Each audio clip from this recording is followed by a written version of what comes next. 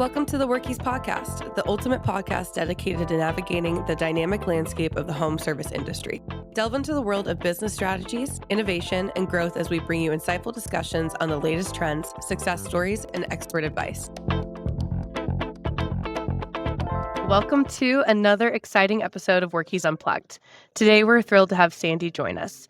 Sandy is the Director of Sales and Marketing at CEO Warrior and a certified life and mindset coach. With a career spanning over 2 decades, Sandy has been a master and growth advisor since January 2022 with CEO Warrior and the membership organization dedicated to teaching plumbers, electricians, contractors, and HVAC techs how to lead, grow, and scale their business with confidence. Sandy empowers home service companies to develop highly effective sales and leadership strategies. Her expertise extends beyond sales as she has worked alongside renowned training gurus, Robbins and Chet, Holmes, helping businesses transform their approach to success. Sandy helps professional leaders and entrepreneurs unlock their full potential, whether that's through her 10-step strategy for improving sales and increasing profits, or her one-on-one and group coaching programs. She is dedicated to guiding individuals and teams toward achieving their dreams. Get ready to uncover the secrets of team dynamics with the visionary entrepreneur and sales professional who has dedicated her life to helping others break free from limiting beliefs and realizing their true potential. Well, let's give you a warm welcome, Sandy. Thank you for being here. Thank you. That was quite the intro. I appreciate that. No. Well, you've done a lot. We have to give you a very warm welcome for that. So. Well, I appreciate it. I'm excited. Yeah, of course. So I know that I kind of gave like a brief intro on you, but I'd love for you to start telling us a little bit more about your journey and, how you became the Director of Sales and Marketing over at CEO Warrior. Sure. I'll give you the long and short. So my father and I basically had started while I was in college, a little bit earlier. We had a construction company as well as a financial services company. So I cold called for my father, got into sales quite young on the financial side, and then got my licenses so I could share in the profit of and earn my keep, so to speak. Well, we also were flipping houses quite early. He always had some kind of duality going on, and I had the trades on one side, and then I had the white collar business on the other. And I kind of married the two as I went through my transition into my work career. So I worked for a company. Post that, I wanted to get some experience outside of my own family, and went from a startup company under $1 million, and we scaled to 65 million in 12 years. So I just fell in love with business and understanding the dynamics and what made us work. And I will say that along with the concepts of today, was all about team culture, right? How do we adapt as a team to be able to implement and grow? Then I went back to Wall Street after I left. I had a couple kids, went back into New York City, went back into the financial district. It was there that I also, at the same time, was working with Tony and Chet, and we were putting together business strategy for clients. So everything was kind of part-time, being that I had the children. We also have family funeral homes that I was helping to run. So always had my hand in a lot of different mixes. What I loved about the concept of the financial advocacy was helping people to develop companies that could create a sustainable outcome for themselves. And through that, I mean succession planning. When I was planning for their succession, I noticed there were a lot of contexts that were missing. They knew how to develop a business strategy very well, but they weren't sure where their exit plan was going to go. So the mindset work came into it. Alongside working with Tony and Chet, I brought and developed the strength of the mental fortitude of understanding from a perspective of, if we don't have our mindset correct and our belief systems correct, we're never going to have our achievable outcomes to the desire. So we won't get to that proper succession planning. And for me, that's about generational wealth and really the sustainability factor, creating your own economy and not being so reliant on what, just like right now, where we are in our economy, we're relying on anyone else for your sustainability. So I had done that for many, many years, went through a divorce, and decided that I was going to take on consulting again, coaching and consulting, and wound up in the restoration world. So back in the trades. And I worked majorly with 2 different companies to help grow and scale. With them, one of the companies, we did a ton of consulting for about 60 businesses in the restoration world. So I knew of Gold Medal, which is the parent company to CEO Warrior, and then I just always followed them, and I was like, this is using all of my skill sets, being able to, shift mindsets, take them down paths where they can create a dream for themselves, and then get them to wherever it is that their dream wants to take them. And that's how I kind of got into CEO Warrior, and I started out as a master advisor, and then had the opportunity to kind of get my feet wet in coaching companies of the trades and using skill sets of my mindset work, coupled with my sales acumen and leadership qualities. I went into more of the sales and directing our efforts in the marketing campaigns.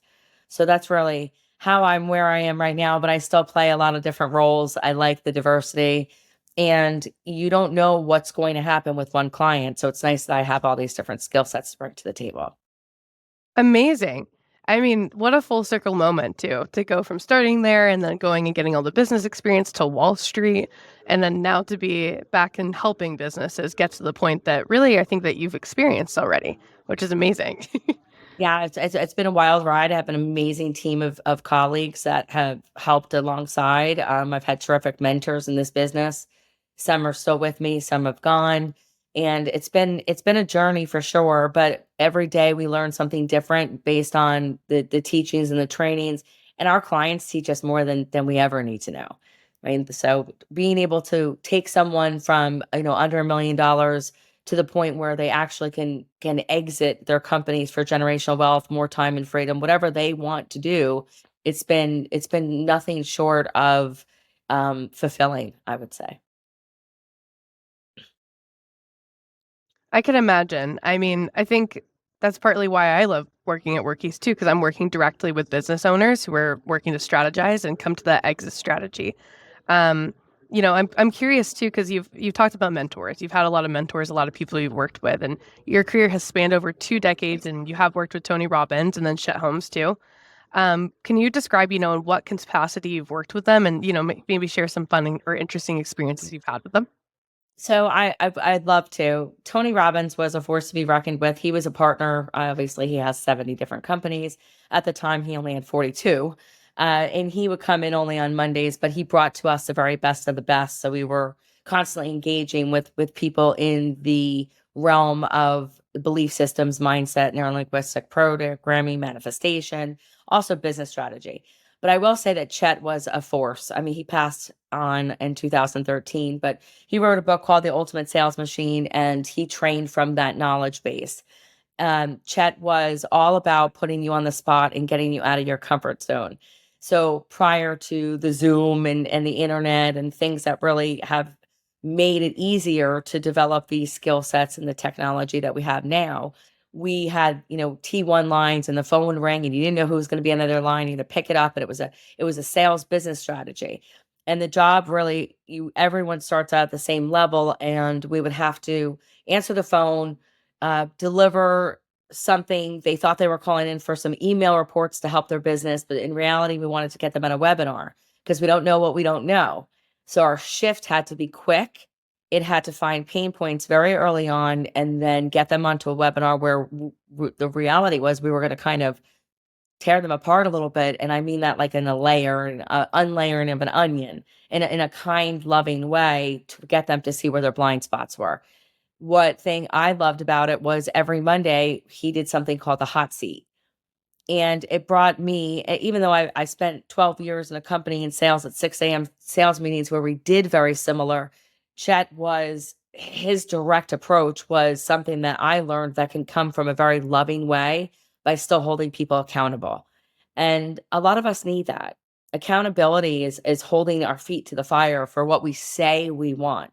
Because what we think we want and what we actually say we want are oftentimes two different things. So he had this uncanny way to bring us down a path on these breakthrough calls. When you would hear your voice, you would melt into your own body. But the outcome was that he wanted you to become better. No matter what he did on that call, you were going to walk away with a better strategy.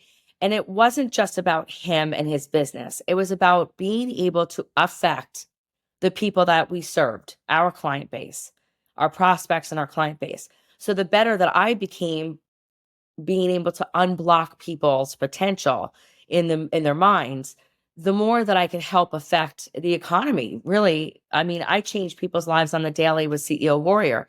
We're able to give them better systems and processes that have the reality to change people's lives, no matter how large a company scales they're employing people. So in concept, it was making us better to be able to affect the people that we were serving. And it's all about servitude and about our client base. So that's really, he was something that I can't take away. I mean, everywhere I've gone, I found someone whom has given me a piece of advice that I'll take with me and carry with me forever.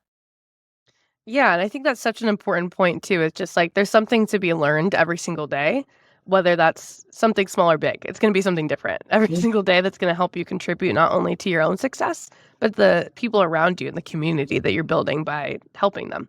Absolutely. Um, yeah. I mean, I'm curious for you, like, what were like, I know you mentioned like there's a lot of lessons you learned from him, whether that was doing like, going through like and doing those calls with him and getting put on the spot like that. But what would you say like was the biggest key lesson that you've taken away from them at this point? It's about staying safe. What I learned from Chet and Tony especially was, and other mentors, but mostly from them because that's the work that they do. They cultivate this, we can be anything we want to be, that we have to a belief system to create that. And most of us become very complacent in our lifestyle. I'm okay. I earn a paycheck and I'm living a life that is just fine. And the one percenters of people who want to go out on a limb to become better every day, they push themselves. So he did it in a dramatic way sometimes, but the fashion was that we were able to know that our limitation wasn't just that bar that we set for ourselves. But most of us don't understand what our vision is and we don't know where we're going. So if we don't know where we're going, how do we have the steps to get there? And Chet and Tony both really took the time to understand what we wanted for our lives, reverse engineered it, and that is what I now ultimately do for our clients. Like, how do you, if you don't know where you want to go, how can we create that system and process in order for you to get there? Dream big, but it sounds so cliche. But when you put it into a vision plan and reverse engineer it, we now have something to hold our feet to the fire, hold the accountability factor to. I love that. I always do the reverse engineering or reverse timeline too, just even my day to day. It doesn't even have to be on, I guess, on the professional level, or talking with the businesses as well. But just on my own stuff, I'm like, what's my goal? What's my end goal? Why am I doing what am I doing? And that's huge.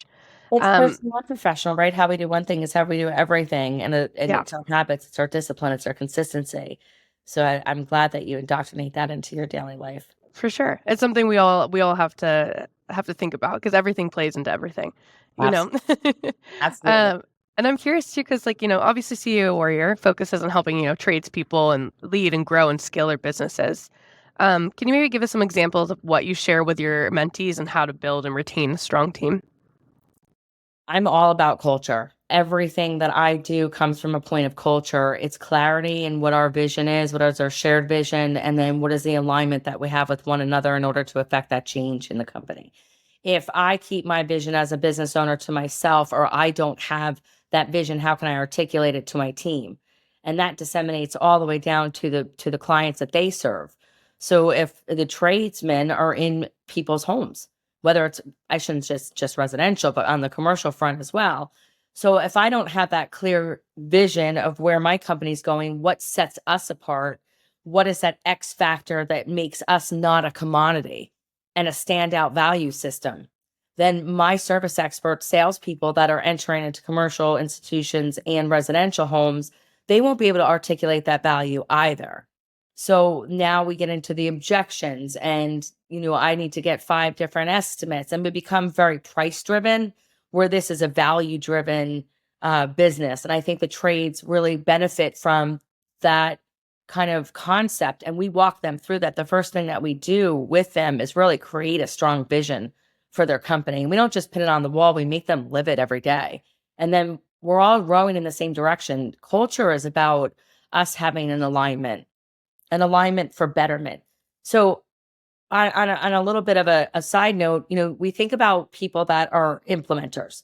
Implementers are people that think they go to their job, they work harder, they earn money, and the harder they work, the more they can make, or the sustainability of their job factor. But when I look at our business owners, 99% of them are high visionaries. So their job is to create the vision. And that's boundless, endless. Now we can have obviously implementers on our team because that's not their skill set. So that diversification creates a culture that aligns us all in where our job roles are. But you must assess the strengths and weaknesses of your team in order to know how we fit and how we can interplay with each other. Yeah, I love that. I think there's like a few points in there that you touched on that are super important, whether that's like, knowing what your vision is, but not only knowing it, but applying it. It's all about the application of it and living it and breathing it every single day. I love that. And what are like, some unique challenges that you see these professionals often facing, like when it comes to team building, and like how would you help address that? We see it every day. We train from the stage. Oftentimes, again, my approach is often, lovingly pushing.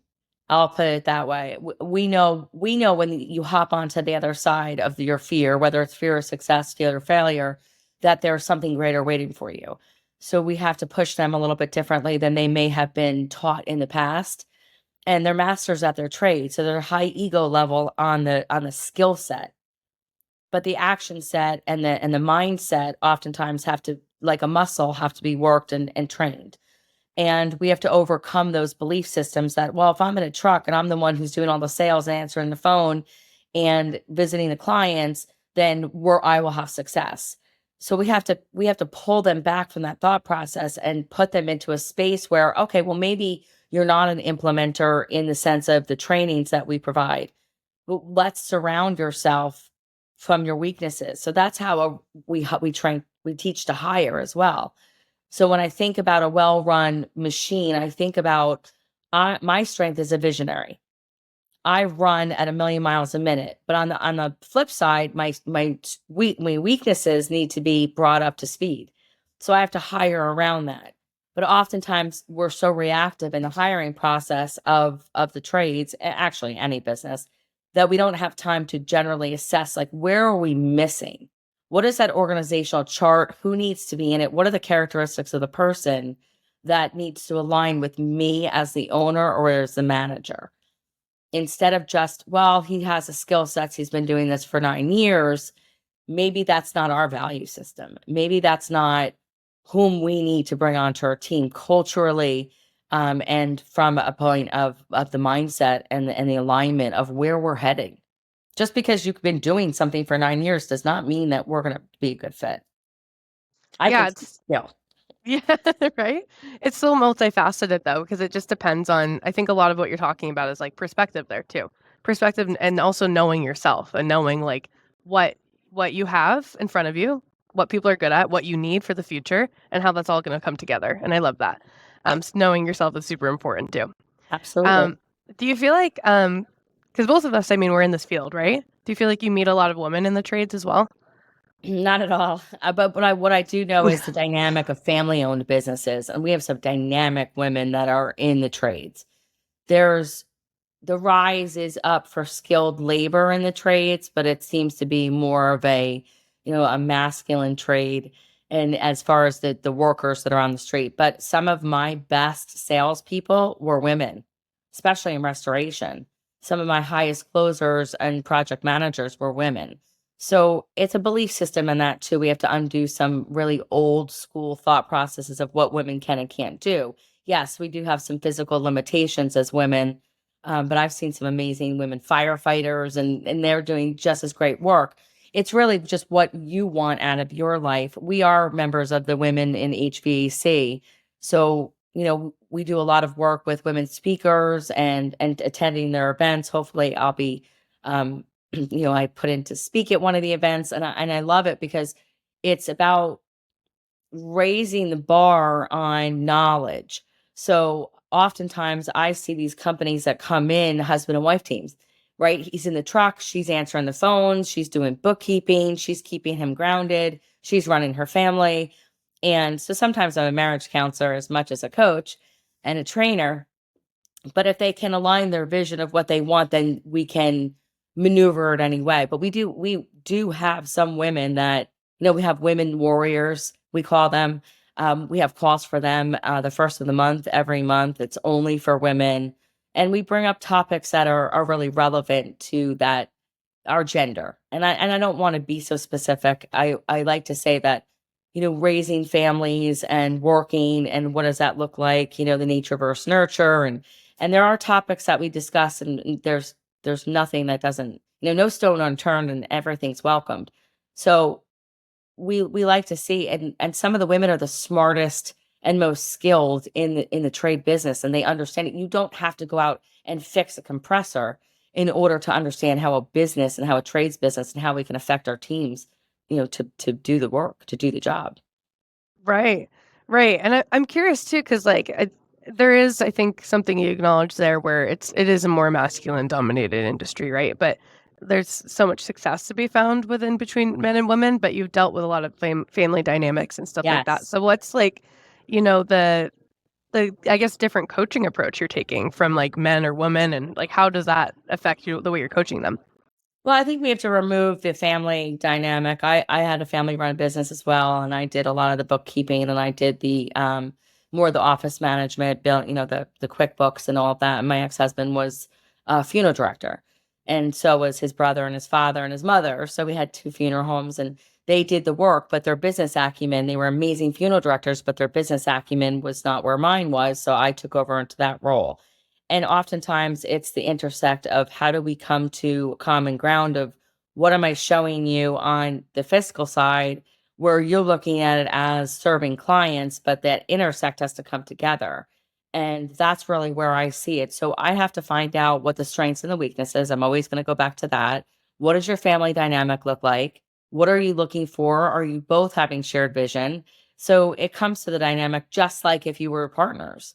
I treat them I don't treat them as husband and wife or brother or sister when they're in a room. We have to remove that. We have to train you as if you're just two employees working or two business owners working side by side. And you wouldn't say some of the things that you may say to a family member, to a coworker. So, sometimes it gets a little heated in there, and a lot of things come up, and we have to make sure that we're constantly gauging what's most important at the moment and let everything else go to the wayside. Because it's not for here. That's not this time. It's not this moment. Right. It's just making sure that there's a separation there, like, Mhm. between professional and personal. I love that. Yes. To pivot a little bit too, I know that for you, you're a life and mindset coach as well, specializing in NLP. Mhm. Can you explain to people who are listening who might not know what NLP is and how it helps your clients in building effective teams too?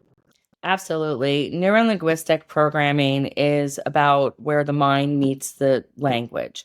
So our belief systems are innate in us from a very early on experiences. The art of NLP is having your language. So when I listen to anyone speak, I listen to the language. Also watching body language, but I'm listening to the words that you use because they're going to give me insight into the way that your brain thinks. So oftentimes we've been developed at a very young age, and there's limiting beliefs. And when I say limiting beliefs, it's stories that we've been told or we tell ourselves that shape our future. So we may have to go into the past to undo and wire differently, called neuroplasticity. We're also understanding that our map of our territory is not the same for everyone. So when I speak to you, the way that I am interpreting my language may not be what you're hearing. So being cognizant on what does that look like? How can I think from your perspective? Understanding that a belief system is only as good as in my mind. And that's really what the classical training is. There's many different developments inside of, but it's about persuading from a perspective. And it's about using the co-joined thoughts and also what your words are. And then when I hear limiting beliefs come out of your mouth, I can't, I won't, I should. I've always done it this way. Even something as simplistic as your mother, and it doesn't have to be childhood trauma, it could be your mother keeping you safe. So now that programming has been a past program and it stays with you in the present. So, how can I change your thoughts of the future to help you to understand what the limitation that you're currently experiencing is not a boundary for where you can go? And I really want to share something because I think it's almost like a good analogy. I was Please outside do. yesterday and there was a squirrel running on the wire outside an electrical wire. And I thought about it and I was thinking about how he just ran so quickly, never thinking about the ground below.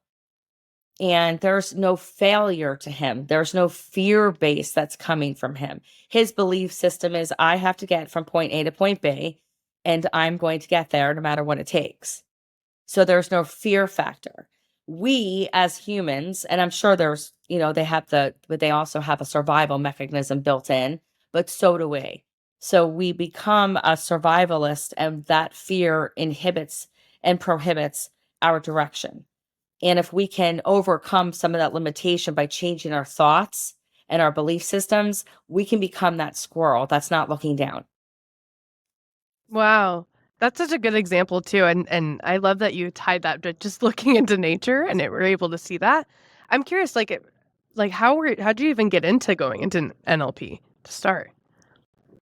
I think a lot of the reason and I went into NLP obviously was working for Tony Robbins. I started studying coaching years ago. I always wanted to learn more.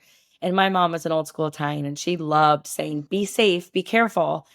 And now you're going to constantly second guess your surroundings because of her own thoughts, her own worry, instead Mm. of saying, go out and do good things and be aware of your surroundings, right? She put limitations, and that happens with a lot of us. And I really wanted, I'm glad that she set some boundaries for us, but sometimes my dad was more of the risk taker that said, get in the canoe and we're going to go down and we're going to see what happens.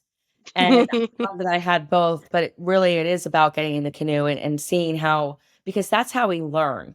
We may tip, we may fail. We did many times, but we took some of those chances and having the balance of both. But as humans, we are trained to think from a mechanism of survival and keeping ourselves safe, and our subconscious mind doesn't know right from wrong, positive from negative. So whatever you're telling it, it's going to believe it, whether it's right or wrong. And I started to see it in the financial world. So if I went out and I did a succession plan for a $20 million company, and we had to do a partnership agreement surrounding that, one death or divorce away from your wife being my partner, we would put together, it could have been a $5,000 insurance policy. And as soon as you would leave and they start having some kind of financial struggle, the first thing that they would do is take away the premium. And I started Mm. watching how the cycle of scarcity was affecting their plan, their Mhm. vision for their future. And I thought about if we looked at this as abundance and having it be our driving force, then we wouldn't put these limitations on us and take away what is our protection to help create that end result, that dream. So I kind of married Mm. again the two and thought, well, if I can help people to overcome those belief systems, then their vision can be becoming a reality. So I do it more with your whole life now, not just your fiscal life, just not your Right. money. Right, and it sounds like, with these, like, o old belief systems and honestly, as you're talking about it, when you said should, can't, won't, I definitely have said things like that before where I said, like, I should be doing this, I shouldn't be doing this, and that comes up very often for me. So I'm sure a lot of people can relate to that because it's unfortunately natural, right? Um, but a lot of what we're talking about here is, like, belief systems that are based around fear. Outside of, like, fear too, and I guess more examples with that too, like, what are some other belief systems you feel like people might have? Well, fear is the driving, it's the baseline. Belief systems are, and I'll give you really good insight onto what I think about sometimes with the trades are. They go to trade school, they feel as number one that that's their only skill set because they weren't taught business acumen. For me, and I'm going to say something that can be very controversial, but college to me was theory. It wasn't application. So maybe I have a little bit more of a knowledge base. That doesn't mean I applied any of that knowledge. Until I get into business is when the rubber will meet the road. With the trades, they're going in, they're building on that ego strength of their skill set. And now we have to look at them and say they have this ability to make money. But if they grew up in a family where they're the ones, some people may never have surpassed, like maybe they didn't go to college, the family, or they were all in the trades and no one ever went after it. No one ever made more than $100,000 a year. So there's a limitation there because now sometimes we never saw anyone else do it. So now how can I do what no one else in my family ever did? And there's a limitation. So that's a limiting belief that we can't leave with what environment we know. And that can go for anything. I hear this quite often. There's a lot that comes up too as far as self-worth, self-esteem. I'm not good enough to do this. I failed out of high school, or, I went into business and I've already failed. I don't know if I can do it again. What we have to do is we have to see where those belief systems come from. We have to make sure that we can reframe them into something that's going to create a more positive environment. We have to measure, we have to hold ourselves accountable, and we have to have the self-awareness to know that they're living in us. Oftentimes they portray themselves as other symptoms, not the root cause of the problem. So for me, I do a lot of work on getting to the root cause. If I don't, then I'm just treating your symptom. I got that. That makes a lot of sense to me too. And I'm curious too, like, to be able to get them to that goals, like what are some examples of like, those old beliefs and like what achievable goals like look like in the context of like a team dynamic?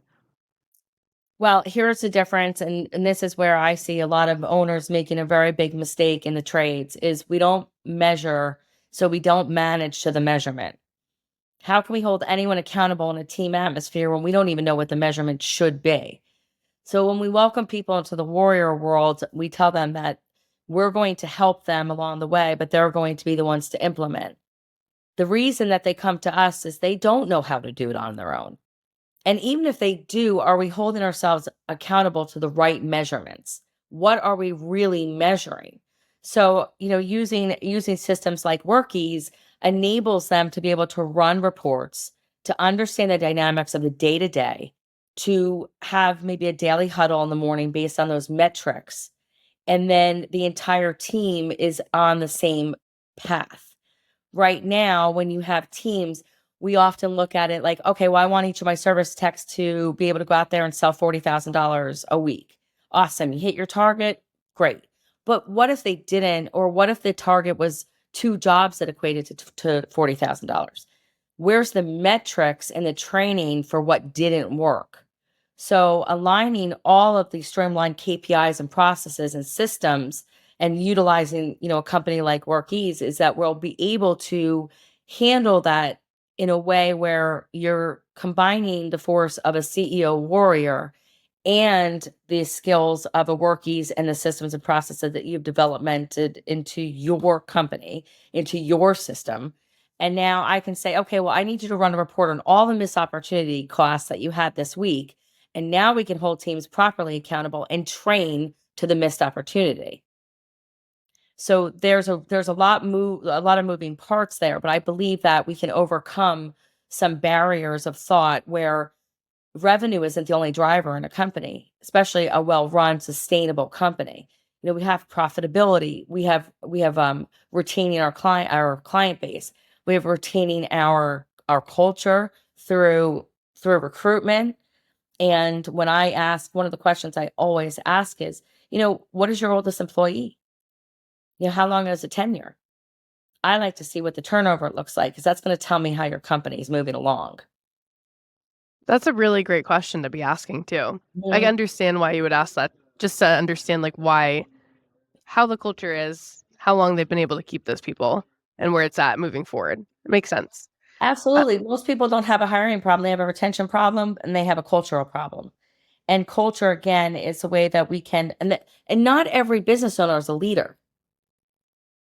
They may not be, but guess what? We need to fill that role. So we need to really, that's why we talk about organizational charts and accountability. What does that look like for you? Every company is different, but I have to assess what your strengths are. Again, I can seek out a true leader in a matter of minutes. I can feel the way that they handle an approach. We need leaders, not bosses. We need management and measurement, and we need to be held accountable. That's really all this is about. I say, and people make fun of me, but I always say the process has worked. CEO warriors derive from a company that reached 32 million before they exited. Those processes work. We've also done it for hundreds of other clients. So the ones that didn't make it work for them didn't put the time and effort in. But the process is there. So keep it simple. Play stupid. Stop trying to recreate things that don't matter in the world of systemization, process, strategy, discipline. What are your daily habits? Consistency. So if we can stay on that pathway, success is on the other side. Many of us don't stay consistent in any area of our lives. Yeah, and I think a lot of that can, not everyone, but it can come from, like, not knowing what that how you mentioned, how to get there, or Mhm. two, not knowing what that's even gonna look like because they never experienced it, which again goes down to those limiting beliefs. Everything kinda connects with that. I know that you have proven 10-step strategy for improving the sales, increasing those profits, and building out that business too. Can you give us an overview of that strategy? So I feel as if that's a two-way sector. I'm going to go down a little bit of a left and right on this. So the 9 pillars is really our foundational system. And we work through it every single event for our warriors, even our prospects. But it's all about the mindset first, right? That's the shift that has to happen for you to have a belief system that we can create something better for yourself and for your teams. So I need to know that I can become successful. Skill set, just like it sounds. I can't use my skills if I don't have a proper mindset. And then combined with that, what is the action set? So the first is the vision, the dream. So when I say 10 steps, it's 9 pillars. And the ultimate guiding force is your dream and your vision. And that's where we create all of this from. So without the GPS of the vision and the dream, I go nowhere. I'm just moving. I'm a moving part every day, which is a lot of our people and a lot of the prospects that are out there in the world that are in that any business, not just the trades. Once we have those first 3 pillars and we start to move forward, we create clarity within the team. We're all aligned with the dream and the vision. So alignment's super important. But now that we have that foundational element laid out, now we can hold them accountable to it. So now we have all of the three. Then we have a clarity, alignment, and accountability. So now that we have all those steps starting to move in the right direction, and we're all there together. Every day we're coming into work and we're operating from these pretenses. The next three is how do we train so that we keep on track for that vision? How do we coach so that we stay on track? And then how do we manage from those numbers from all of the from the what I always call the daily huddle, which is what everyone is coming to me with that metrics. But you need to know what you're measuring. You need to know what you're coaching, managing, right? You need to know what that looks like. And most of them fall short. This is not again a convoluted system, but it's really about an approach. And when we can create this approach for everyone on our team and how we onboard and how we indoctrinate them into our culture and our systems, it's a recipe for success like baking. Do we have to call audible sometimes on these? Yes. Do we have to train differently for each company? Yes. But then there's also, what systems and processes. And that's going to come with a properly run company. And that's why we're a holistic training company. So we train from the time of the thought process, the dream. And then we train heavily on marketing. We train on the phone warrior, which are CSRs answering the phone. Then the dispatch, the service experts, the salespeople. We train on leadership. We train on operations. We train on outbounders. That means how do we keep affecting the people that came into our world or miss opportunities. And then we really look at putting the whole thing together with war planning, which is putting your budget together for next year. We've also added elements of a membership, which you guys know, a membership agreement, so we can keep people coming back over and over again in our world. And what Chet Holmes used to call the Dream 100, and those are selling more to your best clients. And then taking the approach of also looking at train the trainer, which is one of our newer trainings. And that's where we train the people how to train your people. So there's been a lot. And the more that we move through, we're entering into a world where we're putting together strategies on how you can train your teams with our approaches. We have calls all throughout the month that help us to back up what you just learned, because what good is a training if we don't keep using that muscle? And I also believe that the systems and processes give our teams opportunity, and they all want to see growth potential. So, what does that growth path look like for people? That's really important. There are people that don't want to stay stagnant. I don't want to join your organization if I'm going to be, a tech who's just doing monitoring for restoration for the rest of my life. What does it look like for me? So that's really about the 10 steps of creating a sustainable business. And I think most importantly, not one is better than the other, but you have to understand financial numbers and sales acumen and understanding, what people are on our team. So I think that every element is just as critical. So you have the 9 pillars, and then it couples with the training elements for each position for the trades. Amazing. Amazing. I feel like I just learned so much in one That's right. second from you. Well, it's an owner's journey. I just took you on an owner's journey. Oh, I love it. No, I love it. I think it's so helpful. And I think for our listeners too, definitely they're going to have to reach out to you and reach out to your team and be able to talk more in depth about that with you. But for our time today too, I also wanted to ask you, because we talked a lot about really knowing yourself and knowing your strength and where you're going to fit in the organization, what's going to be the most effective for you. So I know that you have expertise, including in different techniques with EFT. So can you explain how you use these methods and how they help unlock a person's full potential, especially within an organization and team setting too? Sure. I mean, the modalities are attached to the neuro-linguistic practitioning world. So for me, I have to look and assess which one's going to be best to handle whatever you're going through at the moment. There could be old trauma that needs to be released. So it goes much deeper. How can I teach you and train you a skill set if I don't unlock whatever has been holding you back? EFT is a tapping, and tapping is an energetic release. Not everybody's into the esoteric, right? We're not all into. But once I start to get them into a world where they can change their belief system, then they can see on the other side that we can actually wire our brains differently. We only know one way. So now we have to make a two-way street. Some people are just not open to the change. So you have to be someone who, like when I do a hypnosis, I'm not going to hypnotize you if you're resistant. You're controlling your subconscious mind. So that's not going to work. I may have to do something like a tapping and have you be consistent with it to release old systems and trauma and things that have affected you and keep you stuck. There could be a time technique. Time technique is where we take you down a pathway of when you actually picked up these belief systems. So I know when to release them. I also have to bring you back to a pathway of the resistance, because resistance comes up often in a lot of these modalities. So sometimes, I've seen hypnosis work once. I've seen people whom need to stop smoking, but then they go to food. So now I haven't created the change of, an addiction.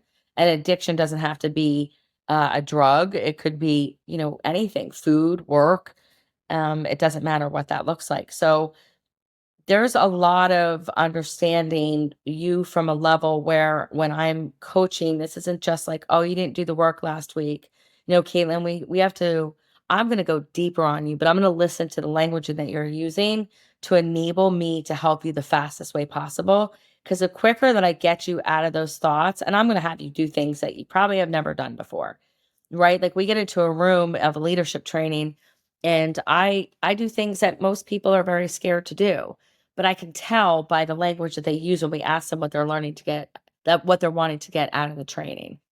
I can very quickly assess what's holding them back. It may not be the bottom layer, but at least we're going to start to be able to peel back some.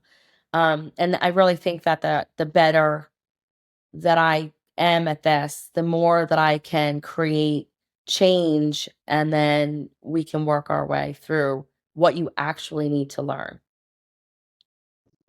I love that. And in that process too, I'm sure there's a lot of people who are not used to staying maybe disciplined, or maybe don't know how to do it. And also on top of that, don't know how to define their future. So what advice would you give to people who are trying to figure out how they don't want to define that? Oh man, I love that question. That is just such a good question. So in a lot of our trainings, one of the things that we do is ask them for their personal vision. I've been doing this for probably 30 years, and their inability to look down at the paper and write down how do we know where we're going? But that just is a confused mind. That's in a state of overwhelm. When I don't have that clear vision, I don't know what steps. People say all the time, I don't know my why. Or they come up with, oh, it's my family. No, I don't want to work forever. I don't want to do what I'm doing. But that's really not it. So I watch around the room when we ask them to take 10 minutes, and some of them just stare at their paper because they've never really been asked to think of their future before. They've been asked to do algebra and geometry and read Hamlet. They haven't been asked to really define where they want themselves to be in their lives.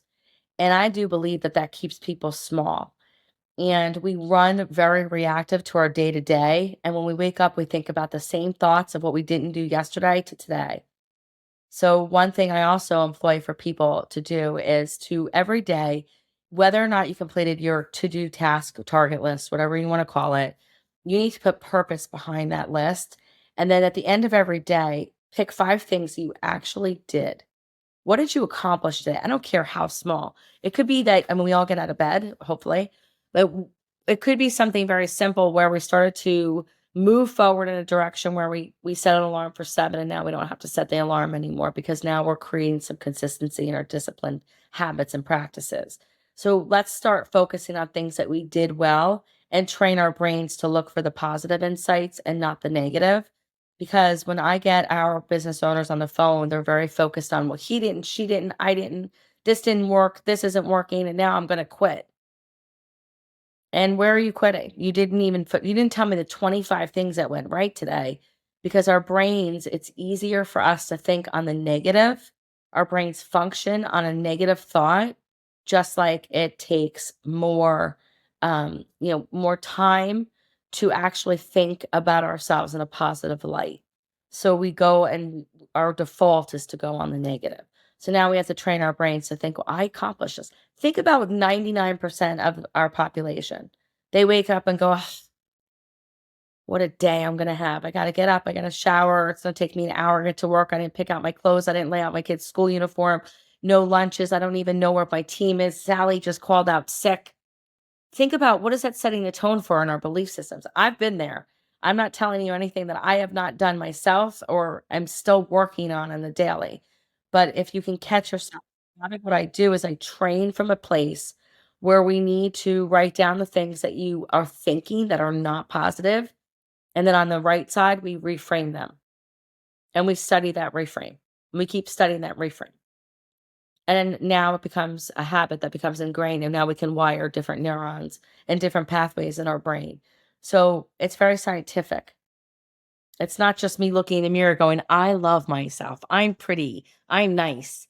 Right? Like, affirmations are awesome, but we really have to create the belief systems around it, or else, you're going to just walk away and be like, all right, back to the same thought processes because it's easy.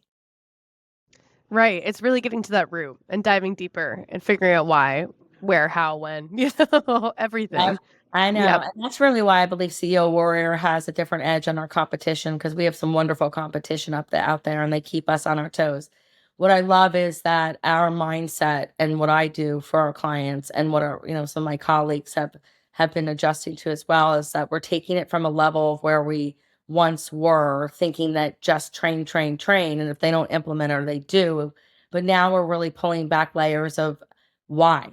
Why aren't you training? Why is the information not seeping in? Why are we not moving forward? And how can we assist in that on a very linear level? Whereas before it's like, well, we're just going to give you a bunch of manuals. You come to a 3-day class. Really, that stuff's going to sit in your back seat after you got home from a really great 3 days where we're all motivated. So that's why I don't listen to motivation. I don't care about who's in the room. I care about real live action workshops where we're pen to paper and we can affect change right while you're there. And you're going to walk away with a roadmap, and you're going to walk away with advice to be able to change your conceptual thinking. Yeah, that's huge. Clearly this is why I think you're the number one leader, right? And out here too. And Absolutely. I we're love we're so grateful to work with you too at Workies. I mean, So blessed and grateful that we found you. Thank you. Us as well. You guys Yeah, are of course. and always attending all of ours. And we have another one coming up September 19th and 20th in the workshop in New Jersey. So go to ceowarrior.com and anyone listening can find the link to register, or they can book a call with me if they don't know if it's right for them. But I guarantee that once they see the agenda and how it is so hands-on, it's highly participatory event that, it's included in when we have our partners, they come in and they listen. Sometimes they sit through the training during the times when they're not talking to clients. 100%. And wait, are you in New Jersey? I am. I'm born and bred New Jersey. I'm from Also Boston Jersey. originally. Boston? We have a lot of clients in Boston. Whereabouts? Yeah. Newburyport, actually, if you know the Oh, area. Yeah. yep, I do. It's closer to Plum Island, and yeah, that's where I'm from. But now I'm in San Diego at the moment. But grew up in Boston, so I have a special love for my New Englanders. That's right, and the East Coasters. But I do love San Diego. If there's going to be somewhere to go in California, San Diego is beautiful. Oh, it's stunning. It's hard to beat. I mean, weather's great, but I do miss the season sometimes. I will say that. I miss the Anytime you fall. want to come over to New Jersey, let's go. Oh, be careful. Be careful, Sandy. I might have to do that. I'm going to take you up on that. Come to an event. You'll love it. I'd love to hear, but like while we're closing out here too, I'd love to hear like, maybe from you like a fun side and hear what you like to do on the free time. Oh, wow. I love to travel. I have 4 kids and they're all travelers as well. I have some really cool destinations that are on my bucket list. I've done my fair share around the country. I'm almost completed with the United States, but I have, about 20 countries under my belt, and just learning that to me is about learning how people are and how their culture is in different places. It makes my mind expand. And I think the food and just understanding the way that they conduct their lives. So travel is a really big one for me. I have same friends since I'm a little kid, and we do a lot of stuff together. Our kids grew up together, and I'm very blessed that there's always something fun to be doing. I play a lot of sports still, and my kids played sports. I'm an avid reader, and now the new thing that I used to play tennis. Now we're all on pickleball, so it's 8 o'clock at night under the lights. Sometimes we're all out there playing pickleball, but I think it's really fun. I love pickleball too. I play It is pickleball. fun. Yeah, huge traveler myself too. I love the same reason though. I like to go and see like how people are in different cultures and see what's the I guess what's the culture in the culture. So same Yeah. thing. I'm curious too, I was like looking behind you. What's the quote behind you? Uh, it's all about not putting yourself in a box. It's for the rebels and the people that are not used to the status quo. So when I look at me and my team were here with me, they would say 100%. I don't want to say I'm a rule breaker, so to speak. I may not just be the best rule follower. And I don't mean that I'm all about obstruction. It's just about I don't ever want to conform to something that I don't have a full belief system in. So that's a reminder every day of that, we need people like me that don't stay in the box, and that the outside thinkers may fail more than the others, but complacency is not an option. And I find change to be refreshing. So it's always a reminder that what is normal, what do we have to conform to? My high school teachers may say otherwise. They may say that I could have stayed in the box a little more. But I think if we look at the people who have been ultra successful in our world, have broken barriers and molds and are completely not fitting of what our society would say, they've had to overcome challenges that many people don't. So, ADHD, ADD, look how many of our entrepreneurs have had to overcome dyslexia. So nothing is short. If you want it, you'll go get it. And that's really what it's all about. Oh, I love that. That's Yep. amazing. Well, I really appreciate you taking the time to be on here today. Thank you, Caitlin. Sandy, you've been amazing. I feel like it's been so helpful to listen to this, and I have more questions, to be honest with you. So we'll probably either I'm going to meet with you offline, or we're going to Anytime. bring you onto the podcast again to answer maybe listeners' questions too. But super grateful to have you on here. It was wonderful, and again, thank you for your time. Thank you, Caitlin. Appreciate you guys. Thank you for tuning into the Workies podcast. We hope today's episode has provided valuable insights and inspiration to propel your business forward. Remember to subscribe to our podcast for more engaging discussions and expert advice on navigating the dynamic landscape of the field service industry.